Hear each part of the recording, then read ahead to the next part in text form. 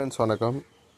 நிறைய கஸ்டமர் என்கிட்ட என்ன கேட்குறாங்கன்னா, எப்படி நம்ம வந்து கப்பி ஃபிஷ் வளர்க்குறது அப்படின்னு சொல்லிட்டு நிறைய கேட்குறாங்க.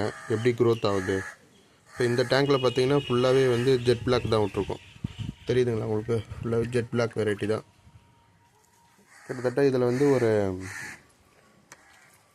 20 பேர் விட்டுருந்தோம் நம்ம. அந்த பேரண்ட் சைஸ் எல்லாமே சேல் ஆகிடுச்சு. இப்போ இதில் இருக்கிறது எல்லாமே செகண்ட் பேட்ச் குட்டீஸ் எல்லாமே இருக்குது இதில். இப்போ எதுக்காக இந்த வீடியோன்னு பார்த்தீங்கன்னா, எப்படி கப்பி ஃபிஷ்ஷை வந்து ஷார்ட் டைமில் எப்படி நிறையா க்ரோத் பண்ணுறது, அதுக்காக தான் நமக்கு இந்த வீடியோ நம்ம வந்து பதிவு பண்ணுறோம். நீங்கள் எல்லோரும் கப்பி ஃபிஷ் வளர்க்கணும், இல்லை ஃபிஷ் வளர்க்கணும், கலர் ஃபிஷ்லாம் வளர்க்கணும்னு சொல்லிட்டு ஆசைப்பட்டீங்கன்னா நம்ம கலர் ஃபிஷ் ஃபார்முக்கு வாங்க. ஏன்னா நம்ம கலர் ஃபிஷ் ஃபார்மில் வந்து அதுக்கு ஒரு கிளாஸ் கண்டென்ட் பண்ணலான்னு சொல்லிட்டு நினைக்கிறோம்.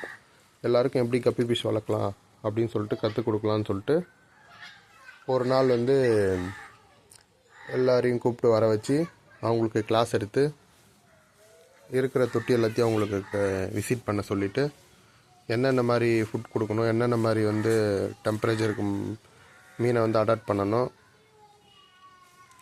எந்தெந்த டைமில் வந்து தண்ணி சேஞ்சஸ் பண்ணணும், எப்படி வந்து ஃபிஷ்ஷை வந்து இன்னும் நிறையா க்ரோத் பண்ணணும் அப்படின்னு சொல்லிவிட்டு அவங்களுக்கு நம்ம வந்து சொல்லி கொடுக்கலான்னு நினைக்கிறோம்.